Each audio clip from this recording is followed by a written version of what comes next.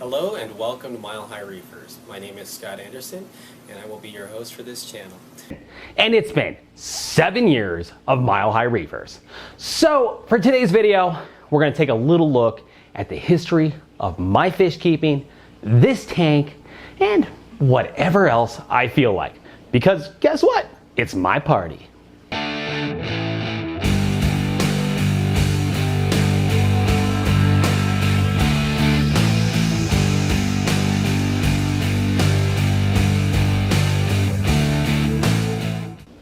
I threw the intro in for old time's sakes. I really don't put it in anymore.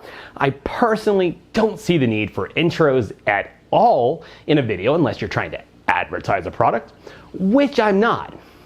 But for today's video, let's go back and let's talk about some of the history about me, my fish keeping experience, and I'll talk about how I got to where I am today. Now, some of this story you've already heard on other videos or at Reef Stock, but you know, to make the video really work right, I've got to put the full history in context. So let's start at the beginning. My fish keeping begins in 1998 when I bought my first tank. It was a 55-gallon, and when I bought that tank, I wanted a big, beautiful aquarium, and I wanted a big tank.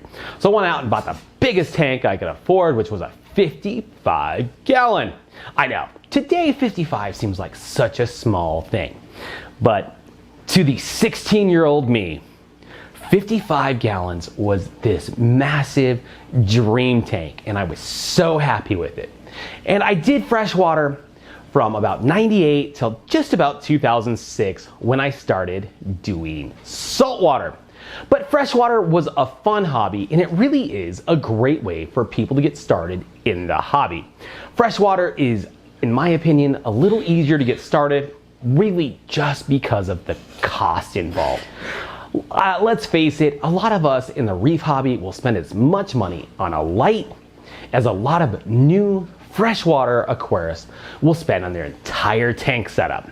So it makes sense to get started in the hobby in a little less expensive way, which at the time for me was freshwater. And I really enjoyed it, but my big problem with freshwater, and I know you guys love your freshwater, was I would get bored of it. I'd get a tank, I'd get it set up, I'd get it to where it was doing pretty well, it'd be full of fish, it would be decorated well, but really there wasn't much left to do other than clean the tank and feed the fish and watch it slowly grow.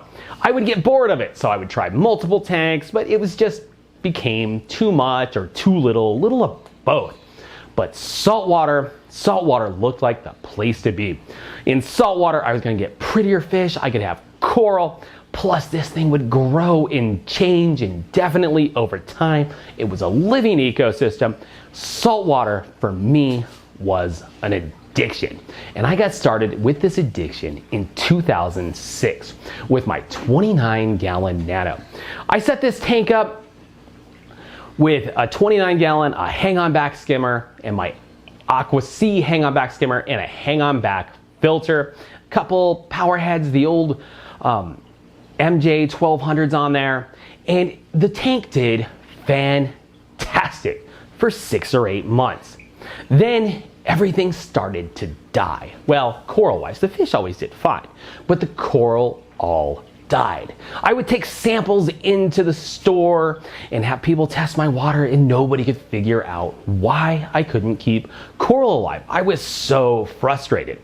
So for about 5 years after that, my tank was a clownfish and some rock. Super depressing. And it was kind of like that, but I had a bit of a savior. It was YouTube. I started watching YouTube videos. I saw people like New York Stilo and Mr. Saltwater Tank and Ricketts Reef. These guys were keeping really cool saltwater tanks successfully. Something I felt like was impossible from my own experience. But after watching these guys do it, I felt like I could do it. So I went out and I bought a used 90-gallon tank on Craigslist. With that tank came a hydrometer. If you look at this Instant Ocean one, it shows 1.031. That's the hydrometer that came with the 90-gallon tank. The one next to it's the Deep 6 one is the one that I was using for 5+ years to test my water. So I failed at reefing for 5 years because I had a bad hydrometer. And I just, for whatever reason, we never caught it when I was doing all the other testing that I was trying to figure out the problems.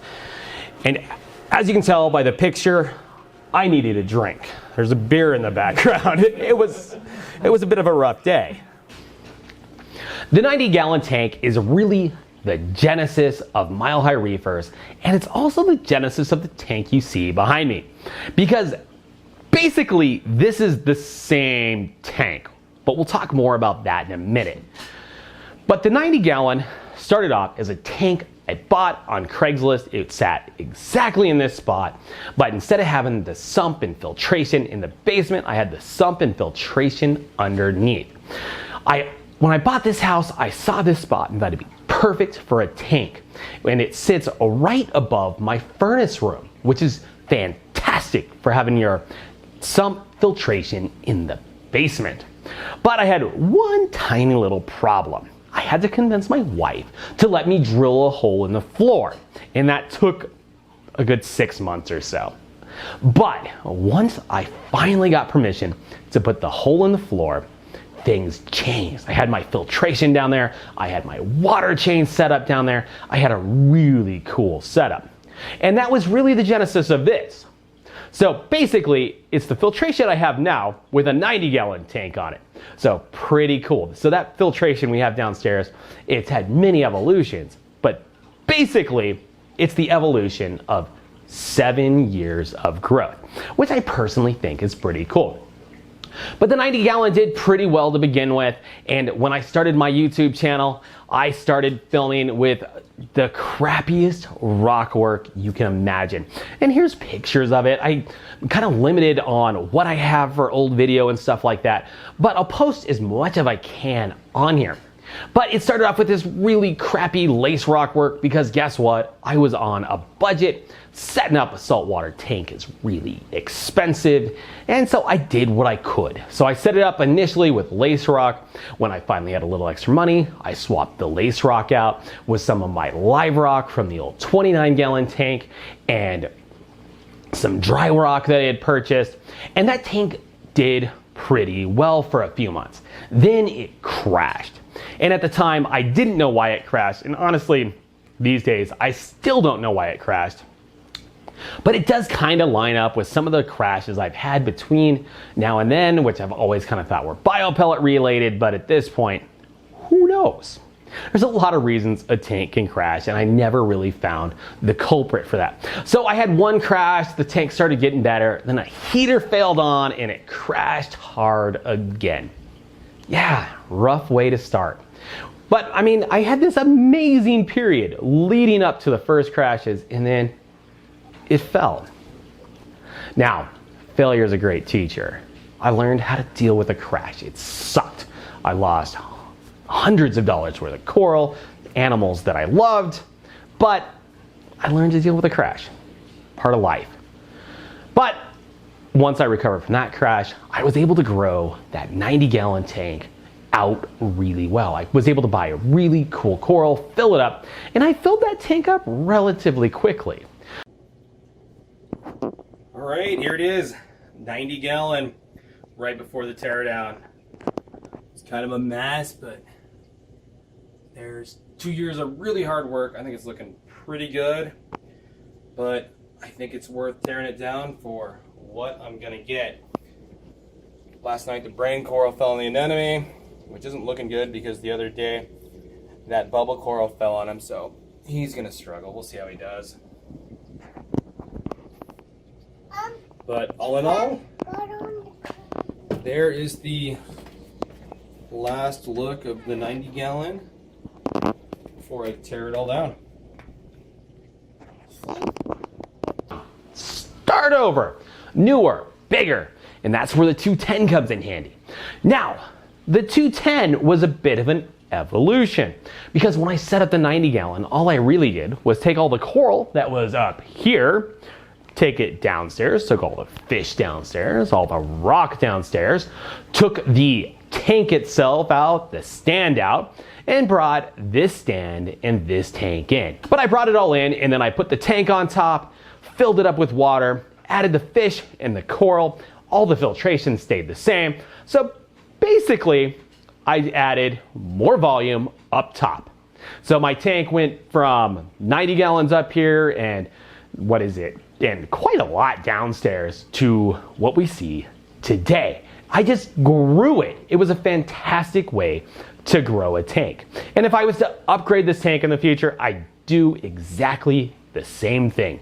Take everything down, put in a new tank. For most of those 5 years, there were more ups than downs. I had a few things happen. I've had heaters fail on. I've had biopellets overdose. At least that's what I claimed at the time. Not sure about that these days. I've had some minor problems, but for the most part, the tank has done really well and grown really well. I was real slow to add a lot of fish to this tank. Early on, I was much more coral and fewer fish, but as time went on, I really pushed the tangs hard, got this tank to where I had 9 tangs in it, which I will totally admit these days was way too many. I can't believe you guys didn't call the tang police on me. But actually, I made it work for quite a long time successfully. And the fish were healthy for most of the time. Really, I don't know what caused that die-off, but it was rough. So this tank, as it sits, has been about a 5-year endeavor. This rock structure, this tank, this basic system has been up for 5 years. But as a whole, it's about 7 years that it's been going. And it's just been a constant evolution. It's not been big changes for the most part. It's been evolution. I'd had a new piece of gear, I'd changed the lighting, or even just putting a new tank on top of old filtration. But it was very evolutionary. And Mile High Reefers, the YouTube channel, has also been an evolution. I started this channel because when I was failing so hard with the 29-gallon tank, YouTube is the thing that gave me the confidence to go out and try again. It also gave me an immense amount of knowledge. Just all of that time taking in information made a big difference to me. So when I started my tank, I wanted to document the tank's growth, which I recommend to everybody. If you don't want to do YouTube videos, take pictures. You will not regret going back in time and seeing the growth of your tank. It happens slowly, but when you look back, the changes are huge. When I started making YouTube videos, I didn't know how to edit video. I didn't know how to shoot good video. I had terrible camera gear, and my tank was pretty crappy. And I wasn't a very good reefer. So not a lot of people watched my channel. Makes sense. But it was actually perfect for me. I was able to build my skills as an aquarist and as a videographer. As I got better at both the video side and the aquarist side, more views started watching.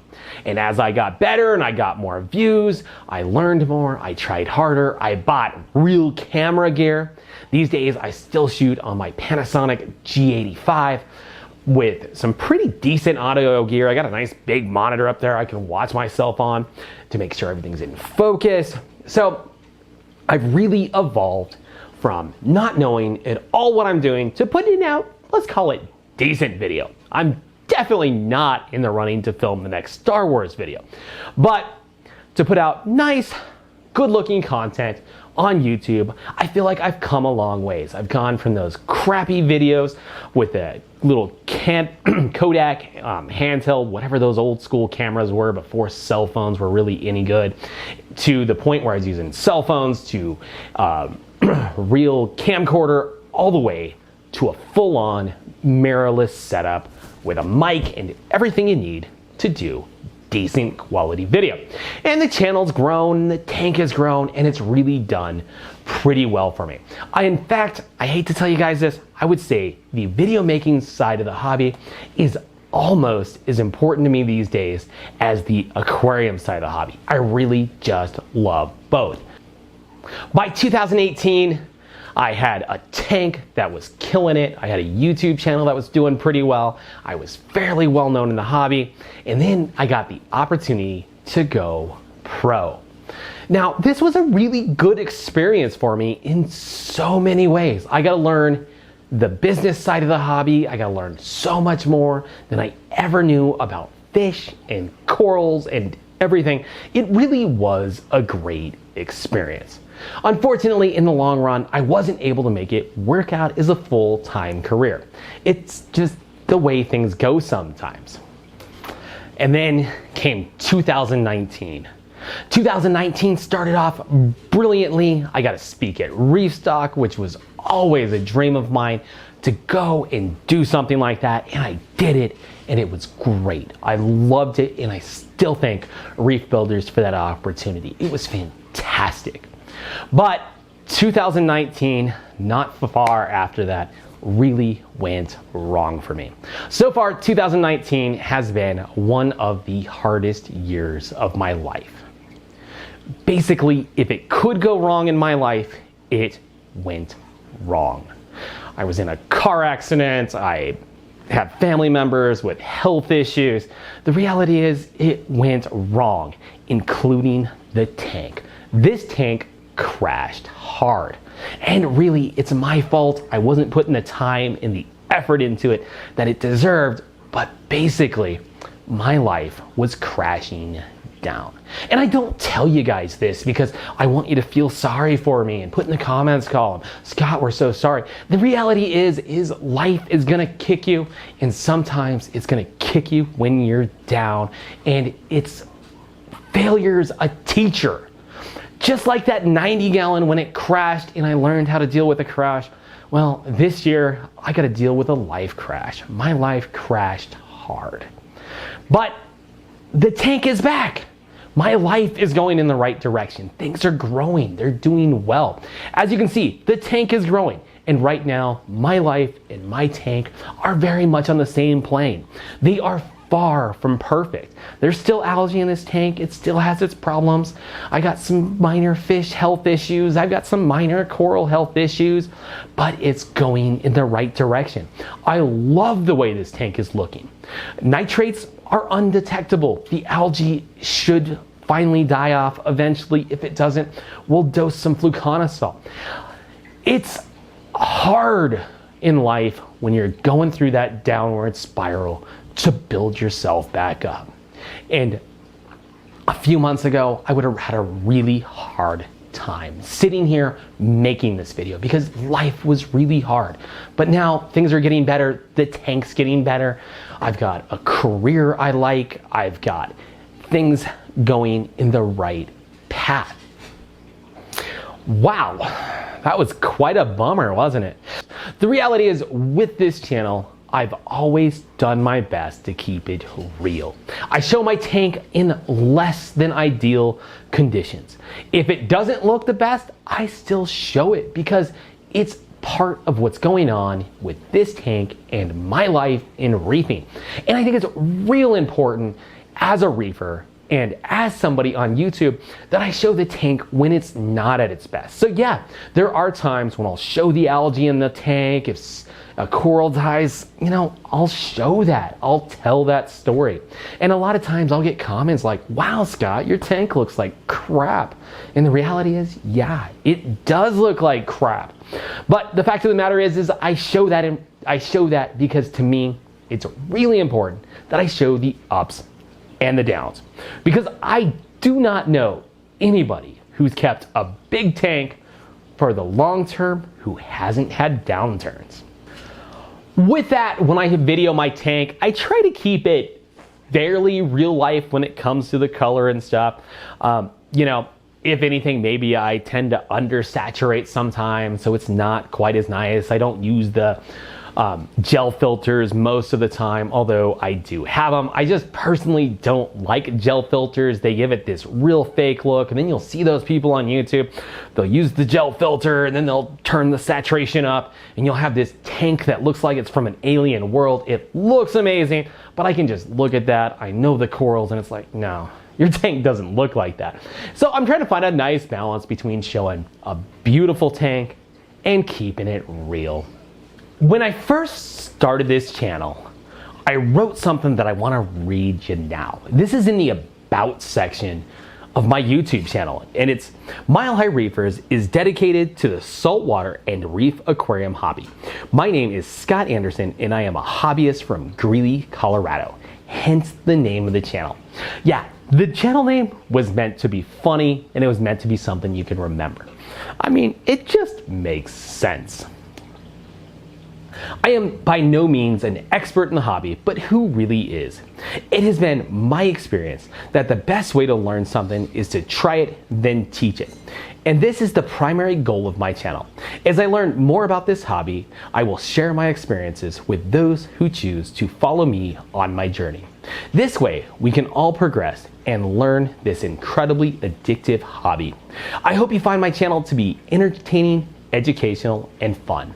Thanks for visiting my channel, Scott Anderson, Mile High Reefers, joined November 1st, 2012. I think I've done a really good job meeting those goals I set up for myself 7 years ago. And really, I think those goals are perfect for today for the direction of the channel. You know what? 7 years on, I'm still not an expert. I'm still growing. I'm still learning. And I'm going to continue to share my experiences, my growth, and my love of this hobby with you, the YouTube audience. So thanks for watching. Like, comment, subscribe, and I'll see you on the next one.